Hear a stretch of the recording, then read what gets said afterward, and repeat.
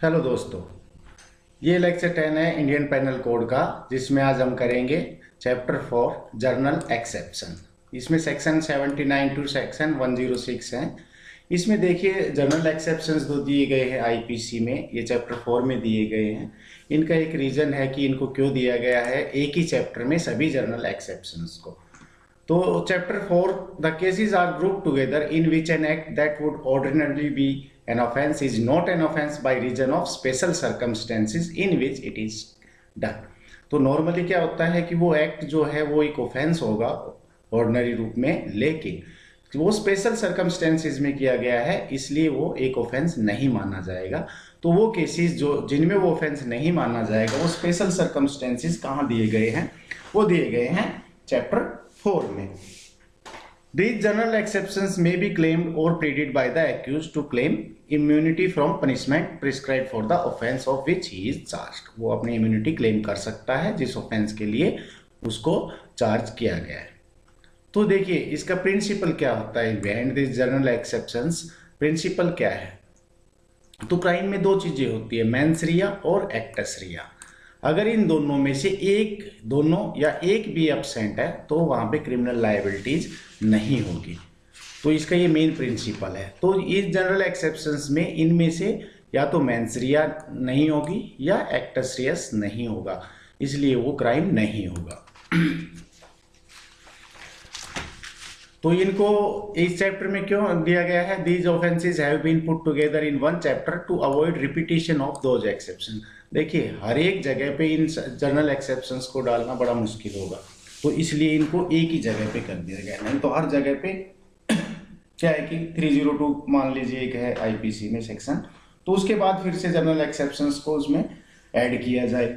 हर offence के बाद वहां पे ये सेक्शंस ऐड करने पड़ेंगे, ये जनरल एक्सेप्शंस, तो वो बहुत ही एक लेंथी प्रोसीजर हो जाएगा। तो उसमें इनको एक जगह पे क्लब कर दिया गया है।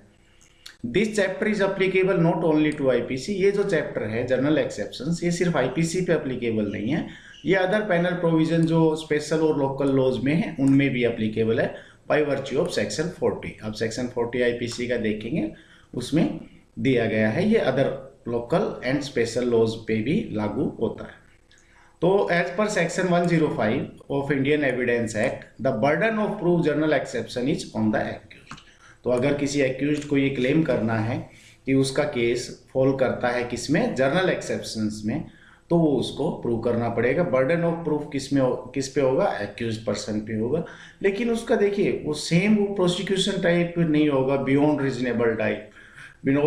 रीजनेबल डाउट वाला बर्डन ऑफ प्रूफ उसको प्रूव करना नहीं पड़ेगा, उसको जस्ट प्रोबेबिलिटीज को प्रूव करना पड़ेगा और कि उसका केस फॉल करता है। तो नेक्स्ट चैप्टर्स में हम करेंगे, लेकिन अभी क्या है, इनके लिए सभी जो 76 टू 106 जो सेक्शन दिए गए हैं, इनका हम एक वन वर्ड सब्स्टिट्यूशन एक तरह से कह लें टू एक्सप्लेन ऑल एक्सेप्शंस। इनको वन वर्ड याद करने के लिए हम यूज कर सकते हैं। कैसे? देखिए सेक्शन 76 में क्या दिया गया? Bound by law. अगर कोई बाउंड बाय लॉ है तो वो अगर कोई एक्ट करता है तो वो ऑफेंस नहीं होगा। सेम वे सेक्शन 77 जज, अगर जज अपनी ऑफिशियल कैपेसिटी में कोई काम करता है तो ऑफेंस नहीं होगा। 78 में एग्जीक्यूटिव, अगर जज के ऑर्डर्स को कोई एग्जीक्यूट कर रहा है तो वो ऑफेंस नहीं होगा। ये देखिए वन वर्ड हम इसलिए करते हैं ताकि हमें ये याद करने में इजी हो, आसानी से हम इनको याद कर सकें।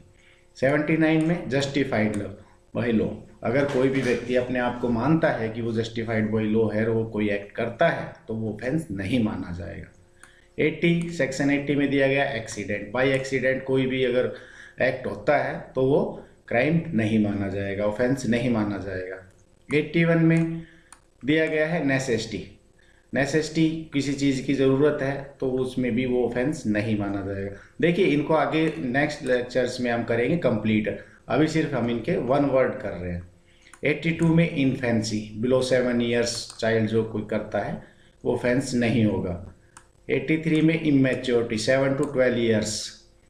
84 में इंसैनिटी, इनसेन है अगर कोई पर्सन, उससे कोई ऑफेंस करता है, एक्ट करता है तो वो भी ऑफेंस नहीं माना जाएगा। 85 इंटॉक्सिकेटेड पर्सन, अगेंस्ट उसकी अगर विल के अगेंस्ट किसी को इंटॉक्सिकेटेड किया गया है और उससे कोई एक्ट हो जाता है तो वो भी ऑफेंस की कैटेगरी में नहीं आएगा और वो डिफेंस ले सकता है। नॉलेज 86 में नॉलेज दिया गया, विदाउट नॉलेज अगर कोई एक्ट किया जाता है। सेक्शन 87 में प्लेयर्स जैसे खेलते टाइम जो भी किसी को चोट लग जाती है विद कंसेंट, तो ये उनके लिए इम्यूनिटी है। 88 में सर्जन्स के द्वारा कोई सर्जरी की जाती है गुड फेथ में, वो इम्यून है। 89 गार्जियन और टीचर विद कंसेंट अगर कुछ करते हैं तो इन गुड फेथ, तो वो भी ऑफेंस नहीं माना जाएगा।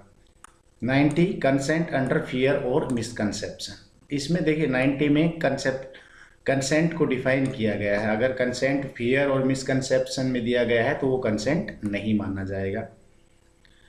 91 में कुछ ऑफेंस दिए गए हैं, अगर कंसेंट से भी किए जाते हैं वो एक्ट तो उनको इंडिपेंडेंट अगर वो ऑफेंस हैं तो उस कंसेंट को वैलिड नहीं माना जाएगा।